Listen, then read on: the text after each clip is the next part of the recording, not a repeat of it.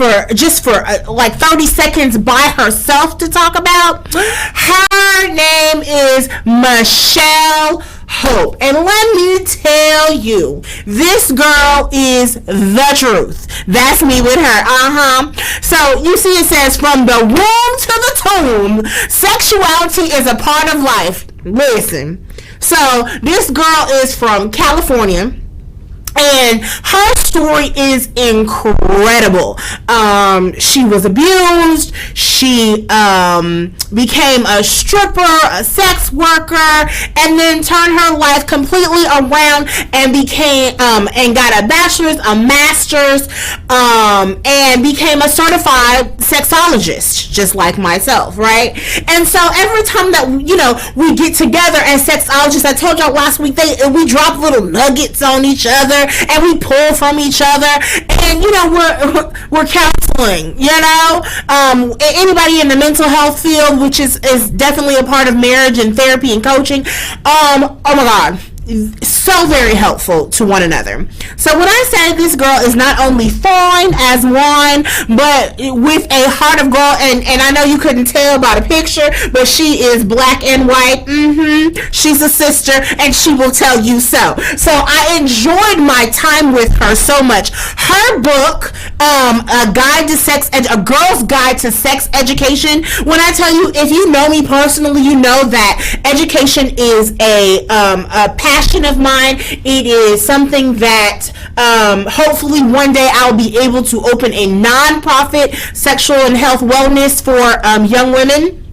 And so when I tell you she has a heart like mine when it comes to girls' education, but not also girls, but boys too, but just for that youth, all those questions that youth ask and they're scared to ask their parents, we're not scared to answer them for them, right? So she created this whole book of just straight up questions. Anything that you could possibly think of that you want to ask as a young adult and kid, she got it. I love it. Look for Candyology to have a book coming out like that in the near future. So, guys, listen. I have a special treat. If you remember me talking weeks and weeks ago, I told you that I was on the Couples Lounge, right? With Candace and Remon. So there I am. Yes, I was. Ain't nothing changed but the hair color, that's all, So, we had such a good time. I was on their show not once but twice, talking about fantasies and romance and sexual education for disabled couples, all kinds of things, and we had a great time. So, I would be remiss if I did not bring them on to my show, right? So, tonight's show is about balance, and who better to talk about balance than a couple that has been married for years? That's number one. But number two, takes marriage very seriously and helps other people. And they have kids and they're teachers and counselors and all that kind of stuff. And I'm gonna let them kind of talk about themselves when they get in here. But when we come back, the Tucks, Candace and Remon Tuck, are going to join us. We'll be right back on Power Play Radio Network.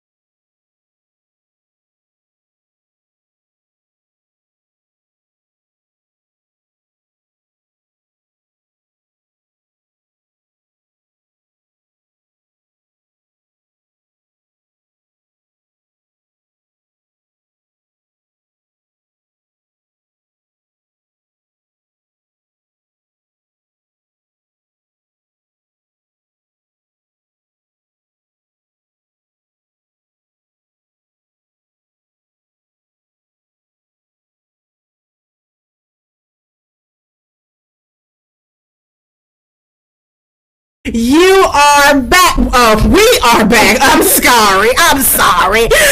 This is Candyology with your girl Candy J. And wait a minute. Now I have. Hold on. And for those of y'all that don't know, my government name is Candace. And so I have another Candace in the building. What? And what's that?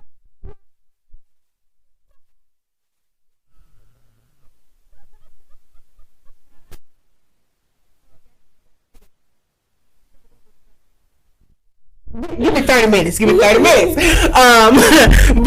so I only told them just a little bit about y'all. Can y'all tell the story? Tell me first of all, tell them how long you been together, and then tell them how you met. That's what I want to know. Do you know? Do you got it? I got that. Okay.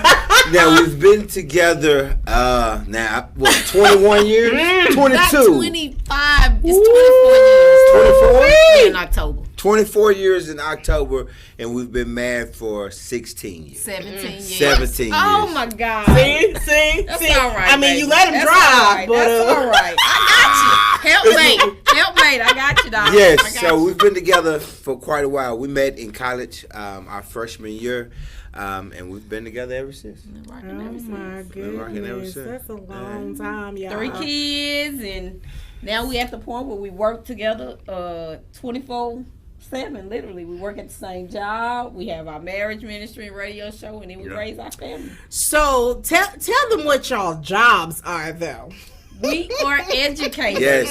I'm a middle school history teacher. And I am the counselor at the campus. So, and we're in an alternative school. So we get the ones that's the diamonds in the rough. So we get the I love them. I do. So I mean, and the reason I want them to say, because I'm an educator as well, but my thing is, for educators, it's a little bit different when it comes to balance. Yeah. Because people don't understand that we are mother, we are sister, cousin, counselor, teacher, right. And then we got to go home and balance our own lives. Yes. Man. Yeah. You know? And it takes a it can be a bit much when you are an educator, because a lot of times you take home your students' stuff. Yeah. And so you carry that with you home, and then you're trying to balance it out, and you know, balance in our life comes in a lot of different ways because we do work together. So it's like you see certain things, and it's like, okay, you got to stay in. We're co-workers right now, and you try not to mix it all together. Like, I can't look at him as like my husband right now, but then I do. It's hard to. So then you try to put me out of his classroom. He don't want get out of my class. I'm an admin. I can be in your class. Wait, you give him that authority? Yeah, he trying to put me out. Yeah. How you deal with that though? How you deal with that? What can I say? She technically is.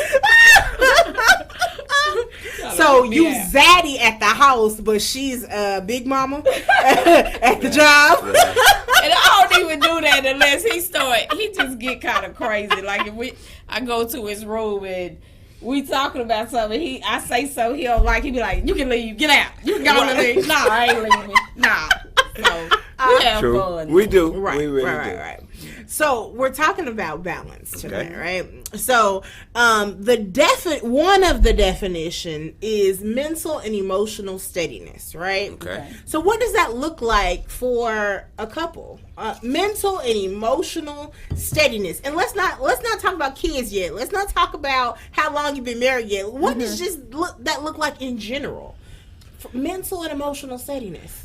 For me, mental, when I see or my wife sees that I've had a rough day, I'm stressed out. Baby, what's wrong? Nothing.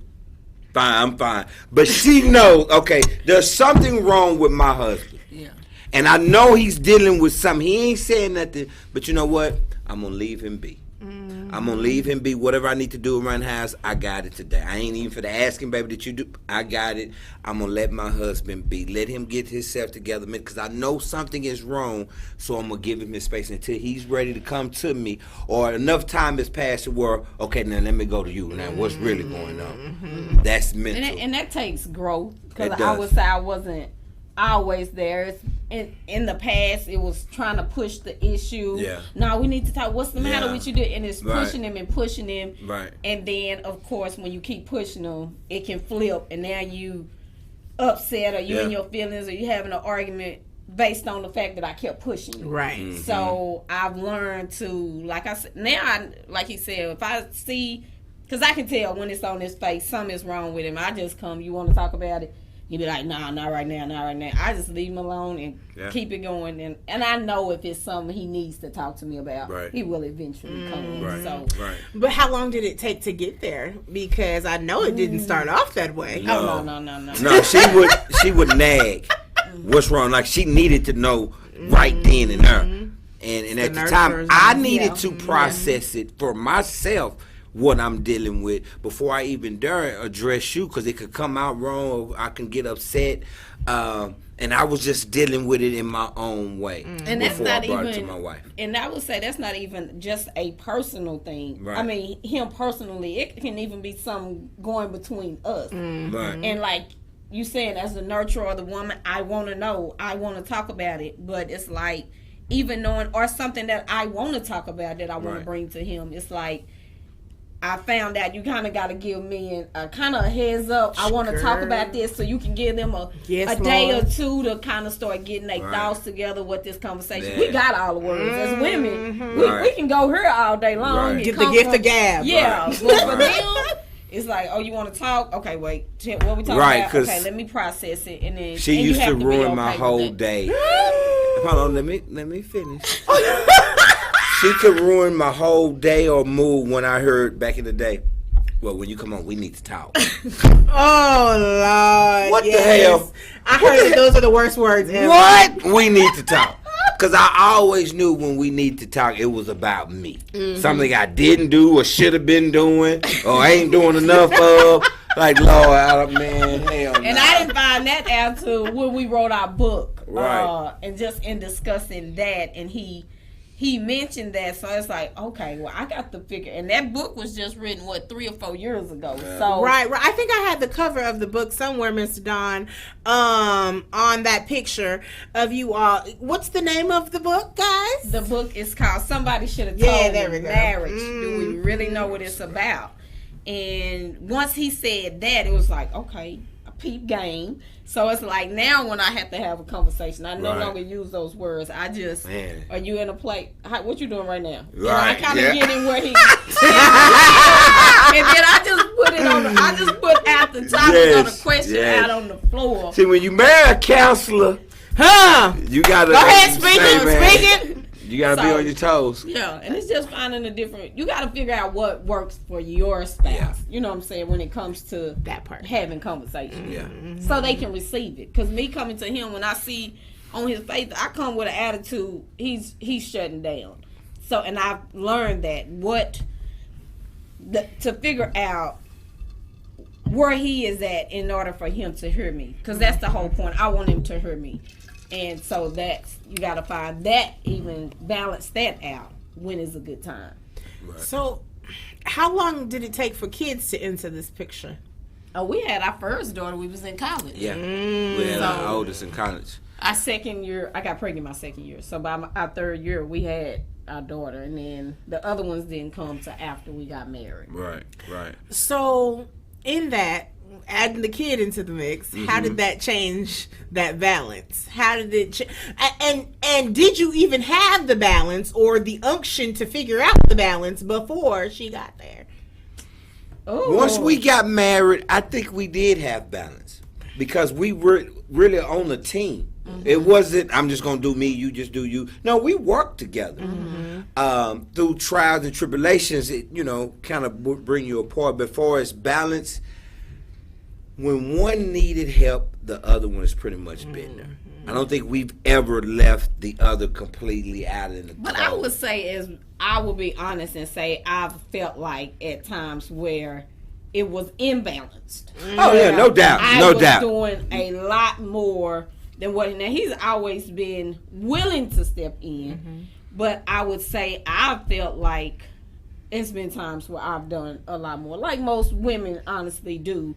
in a relationship. You feel like you're doing. Yes, you feel like you're doing. Come on, no. I heard that. You're not gonna gloss over that. What? So you're saying most women do more in a relationship than a man? Is that what you said? Yes, absolutely. When it comes with kids and all of that, absolutely. Okay, I just want to. That's what you said. And which brings me, great segue, guys, because this brings me to my second definition of balance: stability produced by even distribution of weight. I don't think that any woman can say that we think that the distribution of the weight of the household. So what? Would you want a cookie? You're married. There's going to be times to where the man is doing more in whatever areas. What we don't get to brag about that. It is what it is. Y'all do not do more. Yeah, it is. No, it is. It's not. I would say more times than not, there's always going to be a little bit of a shift. It's never equal. It's not 50-50. One person is doing more. Okay, I agree. But I'm saying sometimes it is the man nowadays. Men are doing. There are single fathers holding it down.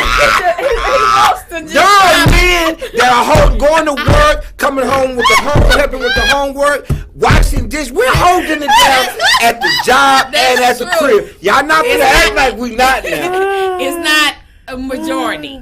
It's not the majority. I'm saying, man. Those are just throwing that out there. There's some do it all dads out here. They're definitely. I mean, shout out to all of those, but they're the minorities. Yeah, definitely. But when you throw kids into the mix, you have to. It definitely brings a different dynamic to the situation. It does. And then the more you have, kids have to run here and run there, and then you dealing with all your marriage stuff. So balancing all of that, it can become difficult. And we almost ended up in a divorce 10 years into our marriage. We had to go to marriage counseling. We just both was like, we got to do something because this is about to go, and we wanted to make sure that we did all we could do before we go in the town, and so. So how did y'all get to that? Because to me, that's all about unbalance. When you about to in that mode of divorce, how did you get there? Finances. I lost a job, and in the process, I might have had some just hand-me-down warehouse jobs, that wasn't paying nothing. So it was like I didn't have a job, but I did. Then sometimes I didn't. And when them bills are due and you don't have groceries, and like, man, how are we going to pay this light bill or this mortgage was always taken care of, but how are we going to pay this light bill? Dang. The light bill, how we gonna get some groceries? So when you throw both of those in the mix, and you mad, you frustrated, she's mad, she's frustrated, she's happy with her check, pretty much having to do almost everything, because my little bit of peanuts was just, here, we can buy some food with mine. So that all that stress on her, the stress on me of not working and feeling low as a man, boom. Yeah, and that shifted. Definitely, it was an imbalance. Yeah, and it started shifting, and resentment from on my end towards him, and just kind of felt abandoned, and all of that, and it just and I did too. It started, he did too, because of how I was responding. To him and the situation, and it just started affecting. Wait, Candace, how was you responding to him though? I took on. This was my mindset: is that if I got to do everything and I got to be the lead, then I'm gonna be the lead. So the roles in my head had were reversed. Switched. Yes, and so it was like, if. In those times, if he didn't have and he came to me, it's like, no, we ain't got no money for no extra. I ain't giving no money for no black and miles and this, that, and the other. And I never stopped to think about how he felt without working. And I never even thought, I didn't think about that until literally probably after the book, working through that book. We disclosed a lot of stuff, found out a lot of stuff, but I never took the time to think. And so me acting like that he felt like I was disrespecting him. You know how men are with disrespect. And it just, I mean, it was affecting everything. Our we wasn't gonna make it. Our sex life, it just was, we walking past each other like this, literally in the house. That was the grace of God that kept us. Wow. It was. So how did you get to the point where you just was like, okay, if we don't go to counseling, we don't do something? We both knew if it didn't get fixed shortly, we wasn't gonna make it. In my mind, I'm like, I can't keep going through this. I was 1 inch away from now, and we ain't gonna be able to finish this. And she was thinking the same, but we never we never said it to each other. We never used the word divorce to each other, like a shot or a threat. We never done that. And truth be told, what kept us too, even though we've crossed the line a little bit, me and you never just crossed the line with each other like that. With disrespect. We never did. Because I'm not the type that's going to allow it and be cool with it. And she's not either. And that's why I got to the point to where I'm thinking I never ask her for another penny. I never ask her for nothing again in life. How I felt when I was going through that time. There were times where I'd be outside and might just drink a 32-ounce beer. That's all I could afford. And the Black and Mild. Stressing because I'm not working, or I'm working this BS warehouse job and I got a college degree making peanuts, and I will cry. I'm out there by myself and just tears, Lord, what in the hell has happened to me? Now, I ain't crying for her. She didn't know it. But then throwing how she was treating me, you know how that made me feel? Wow. Oh, man. And then it was just like, it was bad. I don't know what, we just got, I'd always said, I do not want to be in a marriage where I'm unhappy more than I'm happy. Right. And I was there. And I was like, this is not working for me. I think one time we had an argument in front of our daughter, and she was little at the time, like 5 or 6, and she was just in the kitchen with us when we were going at it, and she was just like crying, and I was like, wait, hold on. Like, no, it's one thing to be here, but when our kids are impacted by it, nah, we got to do something different. And that was the change for me. Right. And I'm like, no. And I went and I talked to him. I think he was outside at the time. I'm like, we got to do something, because the route we going on, we're not going to make it. And I didn't fight. He didn't. I was like, you're right. And then we both knew. Both knew. If we don't go to cancer and try to get some help, it's over. We both had the mindset. First of all, we both knew that. Second, and more importantly, we both knew I don't want it to end like this. If it's going to end, let's go down swinging by getting some help. And if it don't work, then damn it don't work. But we went down trying. Yeah. And in the grace of God, we did it, and it was the best thing for us. And so when we come back, let's talk about that counseling aspect. We have to take a quick break to pay the bills, y'all. We'll be right back on Power Play Radio Network.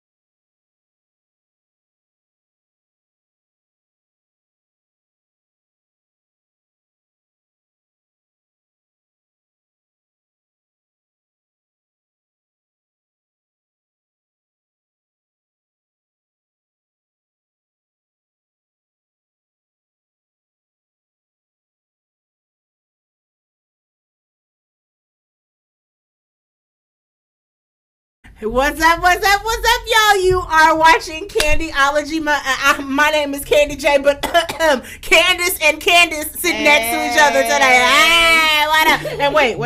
What he doing? What we doing? What we doing? Hey, what we doing? What we doing? Okay. Now, he looked like he was dancing. Oh, no.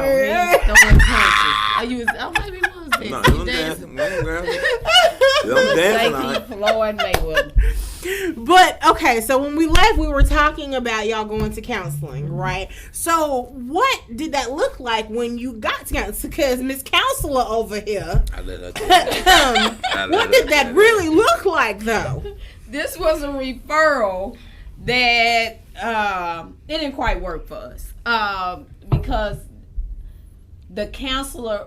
What I want people to know is that you have to get a counselor that fits your personalities. And this was a referral from a couple whose personality is a little different from ours. As y'all can see, we kind of hype. You know, our energy is very strong. It's big personalities. And child, in this session, this one here, she couldn't control him. I'm looking at her. I'm like, ma'am, you gotta make him come sit down. He's standing up looking out the window. He just done tuned us both out. And she's like, well, sir, can you? Sir? Yeah. No. And then she got a little paper and she like looking. I said, oh my God. So he did come back and sit down. We did 2 sessions. And like you said, as being a counselor, like I know what you should be doing, how this should be going. Right. So then we came the next time, and I had to I said, we need a talking piece. Can you get something laying around? We need a talking piece. And she was like, okay, grab that right there. What I'm not going to do is pay you, and I'm in here doing your job. So it helped because we did open up to be able to start the conversation, to have that mutual person there. But after that, I was like, we're not giving her any more money because I'm doing the work, her job in there. And so can we commit another outside conversation? Let's just commit to giving it our all, and then we'll go from there. But I will say that the counseling did allow for us to start the dialogue, to disclose some things that we could address at home. Right. You know, so I'm definitely a big champion of counseling, coaching, however you want to look at it, because you get somebody that's unbiased, that is able to hear both sides and get you to think about things a different way. And that's all counseling is. People all this, well, I ain't crazy, or we don't need you do. If your marriage is going to hell, you do need somebody to intervene, because what y'all have been doing is not working. And it's okay. And you know what I find is a lot. It's mostly us. It's our African American community. I don't have any. I have Asian, white, Hispanic friends, and their view is totally different on council. They're like, well, we need to find somebody. But we don't need no help, and we don't need nobody in our business, and that whole thing. And I would say that it is becoming more of the norm for us. I see a lot of more people. You know, we've had black couple. Everybody that we have coached has been African American. So it is. We still got ways to go, but it's like starting. It's picking up, right. It's definitely starting. So one of the things. Oh, and guys, if you have questions, you can call us at 972-863-8860. I forgot to say that earlier, but again, if you have some questions for us or a comment about this topic, 972-863-8860. So one of the things that I said that I had some little tips to go, and I always give a little tips about some things, right? So one of the things, and I want y'all to talk about it with me. I think that balance comes with definitely having a date night. Okay. A date night either weekly or bi-weekly. Scheduled in. Don't touch me right now. Scheduled in into that calendar. What do you think? I definitely agree, and we were doing good. You turned your back. We were you doing them like? No, hold on. Let me No. I got this. We were doing date night. Now I really don't want you touching me right now. We was doing date night every month. You got 1 month, I got the next month, you got the next month, and so forth. Me and 2 of my frat brothers, Kappa Alpha Psi, nope. 2 of my frat brothers and their wife, both were Deltas. That's my wife. And a lot of times we would do group date nights. You know, we would get hotels downtown Dallas. The men did. Well, the men are breaking bread. They do. We getting hotels downtown, going to house blues, whatever we do, VIP, bites. We're spending some money on our wives for date night. We're not just going to Popeyes. Right. Do you realize I haven't had a date night in 4 months? It's been my time. 4 months. Last time we went on a date, I took her to Earl Smith's fight at the Cowboy Stadium. My wife is baby. I ain't never been to a fight. When you gonna take me to a fight? I ain't never been, so I break bread. I gotta take this because I haven't. Mine was supposed to be. I'm talking about. I just say, and man. I have not. I better be flying around the coast of Africa or something. It's gonna be good. It's gonna be good. It's gonna be good. I really don't want you to touch me right now. Really don't want you to. So you brought up date night. That took a sister. That just triggered something. Matter of fact, let me take it one further. I already set up another date night for her. Valentine's Day, which is my birthday, by the way. Maybe y'all playing that on your own. But we did that for our wives, and this is me and my frat brothers. We crossed over on our birthday, so we was just gonna do our thing. But we, you know what? Let's do this big for the wives. We deserve it. Aww. And it's my birthday. I'll give you something good. Wait a minute. So wait, I'm sorry. Hold on. Date Let's nights rewind. are important, Candy. Yes. They are definitely important. Did you say 4 months though? It's been 4 months since y'all had a date night? By her? No, we've been doing. No, you have not did nothing. I have not done my date night, but that's we have still been going. Like we go out to eat. But official date night from her, no. Okay. But we still been going out together, like to restaurants, out to eat. It's what we really been doing. Okay. We haven't really done no activities. Stop. Right now, I need time. Good kid. I need time. Okay, wait. So I have several, but I'm gonna skip to the bottom real quick, because it goes with date night. Have sex, schedule sex. Sex is good. Let me say that again. Have sex, schedule sex, sex is good. So wait a minute. If you've been skipping on date nights, does that mean you've been skipping on the cookie too? No. Okay. Now we don't need date night for that. No, we so don't. You don't need no date night for that. And in my opinion on the scheduled sex, I think that depends on the individual couple, because your job and my schedule is so conflicted to where we might need to schedule. Like, look, I gotta get it in this day, or a time frame. Like, right. We know once we get home, it's gonna be whoop to whoop. Let's do it in the morning. Get up early in the morning. I was like, and it's a trick, ladies. Go ahead. I don't know. I don't think I told you. I told you. What you talking about? It's just like when you know you need to get you want it to be quick. Definitely if your husband has some endurance and can go stamina. Yeah, stamina. That part. And you want it to be kind of quick. What you do is wake up before he pee. Wake up, give it to him before he pee. And then it'll go a little bit quicker for you. And you don't have to wait. What the? That shit does. trick, huh? It does. One morning I was trying to beat you up and you got up and peed. Yeah, you gonna be a minute, partner. Yeah, date nights are definitely very, very important. They are, and they're fun, and you look forward to it.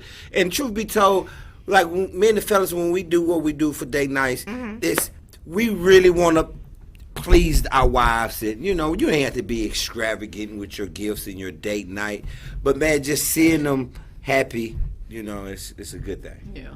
And it just what you saying? Yeah, it gives you the hell did you say because that I'm just saying the date nights allow you to just be in communication with each other, just to be together, away from the kids, away from everything, and just bond with each other. And no I think doubt. a lot of couples do get away from that, and you lose because your life friendship. gets tied up into your kids, right? You know, your kids and your career, and you looked up, man, my woman, you and your man ain't been together privately for, and you know. Your spouse has been changing, and you don't recognize that the change has been happening, right? And then you looking at them one day, oh, you done changed. Yeah, you kind of missed it because we ain't been spending time together, right? And we haven't been talking and communicating. You just everybody doing your own thing. You definitely have to have a balance of date night, spending time together without your kids. Right. So Candace, show the camera what you have in your hand real quick for me. I got something. It's called enthrallment. It's called enthrallment, and it is an arousal bomb. What does it smell like to you? It smells really good. Mm-hmm. It's like a mix of peppermint and something. Yes, and it's vegan friendly, paraben free, gluten free, all that good stuff. Mm-hmm. But it is an arousal gel for your lips, for your nipples, and for that clit. Hello, and for the head of his penis. Hello. Oh. And what does it do? So it makes everything come in waves. Like this sensation comes in waves. So you were mentioning that warm, that good, that before that morning wood, before they go, that's good for you too. So if you ain't really feeling like it right then, but he ready, that's for you, boo. Yeah, it gives you. I mean, it comes in real good waves, and you be like, "Whoa, what's really going on right now?" You know, you need to get excited real quick. What makes it come in the waves, girl? I want to say it's what is it in there? Oh, some of the ingredients. It's one of the ingredients in there. I cannot think of what the ingredient was that they were talking about. But like literally, when I put it on my. Really? And I was like, what is happening right now? And then we were at convention and we all tried this, right? So we all in the room like, what is that? Oh. And then somebody else would say, oh. Wow. And it was coming like, and then we was like, oh, well, we all need to go get some. To your body. Your chemistry in your body, girl. Let me tell you. It's called enthrallment. So, when we talk about date night, when we talk about having sex and scheduling that sex, I do agree that it depends on the couple. Right. I have a couple right now that I'm talking to. She's a lawyer. He's a doctor. And he's a very busy doctor, and she's a very busy lawyer. So literally, they have on their schedule on a monthly calendar when they're going to have sex. I can see now, that. if they have those sporadic moments, great. But they know Friday. I'm just putting something out there. Friday at 7:00. I got it. We got 2 hours. We got it. Right. It's in there. Get in there. You could. Yeah. Would you want for that? a couple like that's working that many hours? You got a couple that could be working 50, 60 hours a week. So when you working that many hours, if you don't designate time, you ain't having sex. Wow. And there was another couple, not me, but another sexologist. She was talking about how they're celebrities. And so their schedule is hot mess crazy. And they only have sex once a month because they're on 2 different sides of the country half the time. So one's in California. You would die. How you just gonna put that out there? I would. I'd lose vision in one eye for sure. My left eye, I'd probably go blind or something. Die. I really would. I mean, that's Why? Wow. But I mean, they have FaceTime. They have Skype. They have that helping hand. Something will have to give. We don't need this money. Wow. You want money or you want me? Oh, wow. Well, I can see that. I can see that because when they leave and go on shoots and your movie shoot for 6 months. I think he lives, or I might have it mixed up, but he lives in California. She lives in New York. As far as like that split time for doing whatever they're doing, I think one's an actress and the other's doing something. I think he's a producer or something like that. So I mean, you're on opposite sides. But the good thing about it is that since talking to her, they are scheduling red-eye flights now, just to get that little quickie in real quick and be like, okay, Mom, I gotta go, whatever. Right. So, I mean, they're working on it. So, because a month for me, Lord, that's a long time. That's a long time. Because, that part. So, also, one of the other things that I said was a tip is share the family calendar, because that's all about with scheduling and balance and tips. Y'all have 3 kids. Do they have soccer, football, basketball, volleyball, and that cheerleading, dance? Takes you further apart. And it's about to pick up because our youngest is in middle school, so now she's playing for the school, and my son, he's been basketball. So. He's in high school. I can definitely see. I can see, and we just started using. We're not using it for sex, but the whole sharing the calendar and stuff, so he'll know what's going on. And I'm like, and that I think has been working pretty good. It is. He's like, oh, well, what's going on this day? I was like, oh yes. Because it'll go off and it'll show him. Because I honestly will forget. Bless your heart. Oh. I cannot with y'all. We talking about you. It's pretty bad. So we talked about this on your show, and I think both times that I was on the show, I talked about it heavily. Communicate. Yes. So what does that look like for y'all? We've talked about love languages on my show too. Do y'all know your love languages as well? We do. We haven't done it in probably about 3 or 4 years. Yeah, we might need to do it again. We might. Yeah, we've done it twice since we've been married. One when we was in a very low point, and one of my friends was like, "Have y'all done the love language?" And he was at work. I was at work. I texted him, "Go do this. Go do it now." And it was so. What are the? I can tell you right now what she is. What are they? Gifts. No. Words of affirmation. No. Words of affirmation. Actions was the something. No. Something.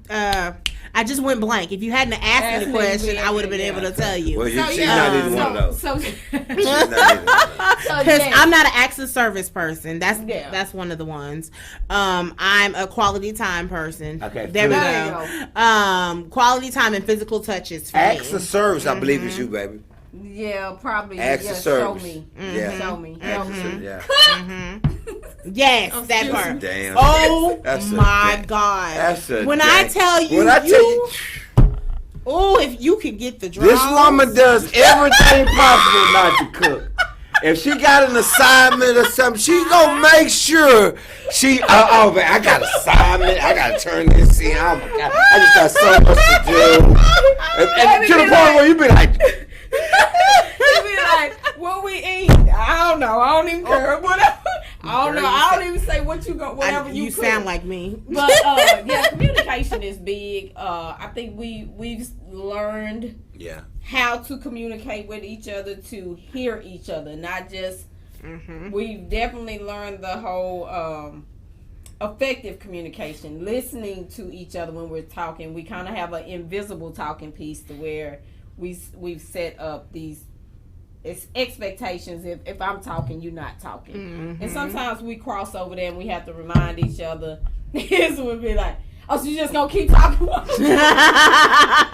So sometimes he had to remind me, but I think we've gotten that communication down pretty good. But I still think, I don't know if it's just a man thing, he still doesn't communicate as much as I would like for him to do, or he's not as open to it, or so.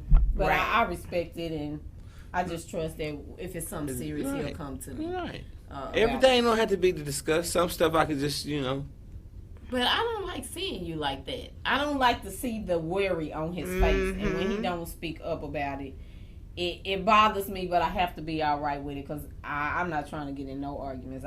And then eventually I will say something anyway. Sometimes you will, not all the time. That's that Aquarius. So it's like it's accepting it, but you got to be able to be honest. What I've realized is, like, if this is somebody I'm trusting with my heart, and he's supposed to be my leader, head of house, Right. If I can't be open and honest and straight up with you, that's a problem. So it sounds like you're on my other one. Create harmony by considering each other. Oh yeah. Oh yes.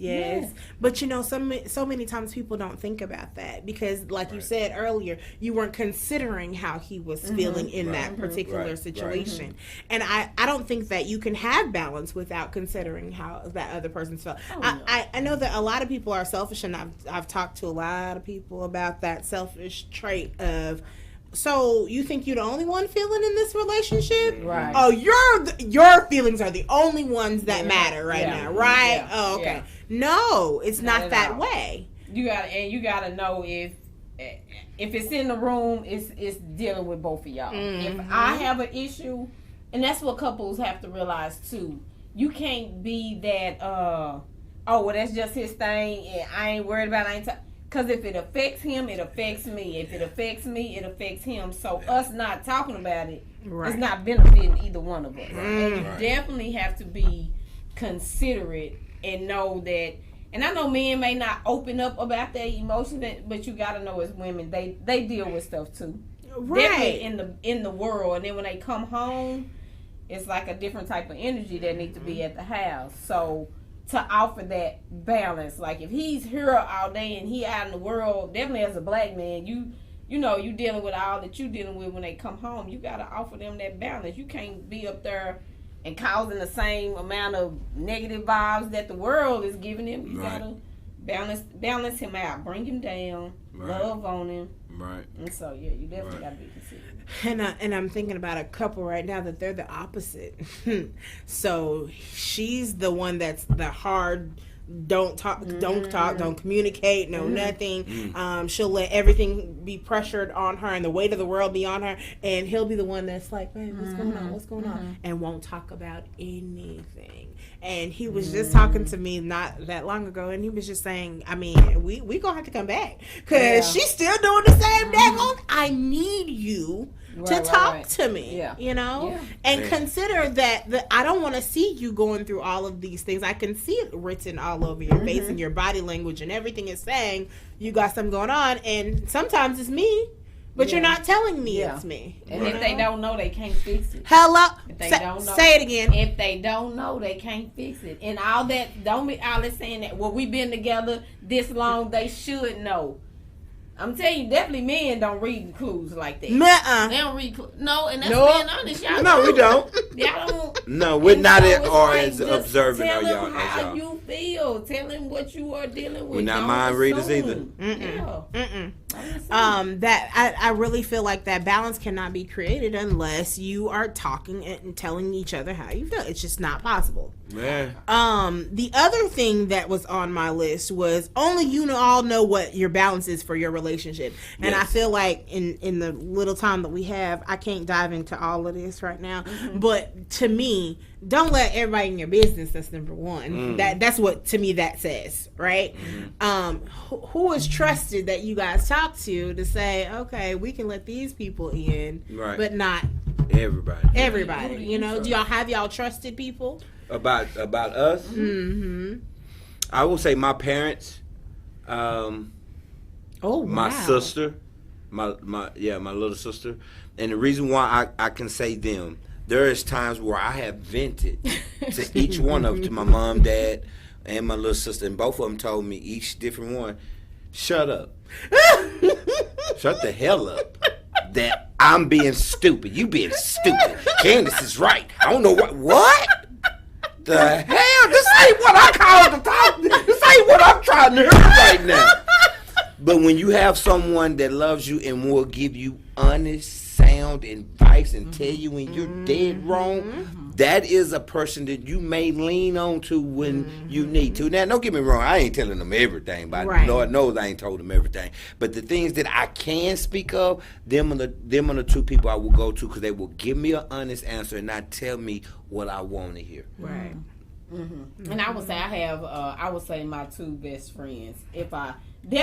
I go to vent to them, and in venting, they may say, well, Candace, this or that, we have a very good balance amongst our friendship. So I would say them two, I have called his mama before. I haven't done that in a long time, but I will when I need to pull some weight. Yeah, let me call mama. I got to get my girl on the squad. Well, but that's amazing though that you can do that. Yeah. I think my parents, if we didn't make it, they'll leave me and adopt her. I love my bonus parents. Smell this real quick for me as we start to wrap up. That's pineapple. This one is mango. And this one is banana. Whew. So listen, y'all. These are called Light My Fire, and these are lickable candles. So you just put them on the warmer, or you can light it, and then you want to drizzle that down wherever you want to drizzle that down. Yeah, and get it popping, right? So lickable off of you. Lickable off of you. Why would I want to lick this? I don't know. Okay. That's a neg. That's a neg, baby. That is definitely. But listen, y'all, I think we had it up there where they can find you. Your show is every Saturday at 8 a.m. Is it 8 a.m.? 9. Okay. 9 to 10. 9 to 10 on the Couples Lounge, on the Couples Facebook. The Couples Lounge on the Facebook. Y'all are on the Fishbowl Network. Yes. And we do it live on Facebook. Live on Facebook. Yes. What you said? Yes. Oh, yeah. Lounge on Facebook. So, yeah, absolutely. We have a quick thing that we do on our shows on here on the network. It's called Hot on the Spot. Okay. So I was like, games. Come on. It's just a quick question. Okay. Everybody has to answer. It's 3 quick questions. Okay. Everybody got to answer the question. You just never know what Mr. Don is going to throw up there. It's not coming from It's you. not coming from me. I don't even know the questions. Okay. From middle school through high school, which teacher knew you had it to be successful? And name them. Oh. Had it. My reading teacher in the 6th grade, Miss Lang, she put me in theater arts, wanted me to be in drama, and she was like, Mr. Remon, there's something special about you. She just always said I was special. And just actually really, like, man, this white woman really liked me. In the 6th grade, and I've never forgotten that, Miss Lang. I would say my basketball coach in middle school, and I don't know why her name is drawing a blank for me right now. I can't even believe this because I see it all the time. I'll get you some crossword folks. But yes, I just remember her like creating this list for us that described our personality, and although my word was nonchalant, I knew she was invested in us and pushed us and encouraged us. So for me, it was Mrs. Fletcher, my English teacher. That's why I became an English teacher, actually. Okay. Because even through my crazy middle school drama, she was like, girl, you got God all over you. You meant to be some things. I can see this. Awesome. Yes. Oh, yeah. And she talked, she made yes for me before it really became a phrase. Mm-hmm. Yeah. Oh, yeah. Okay. She's like, yes, girl, you got it. You got it. What else, Mr. Don? Oh, which side of the family has the better dancers, your dad or your mother? Me, my dad. My dad, easily the Tux.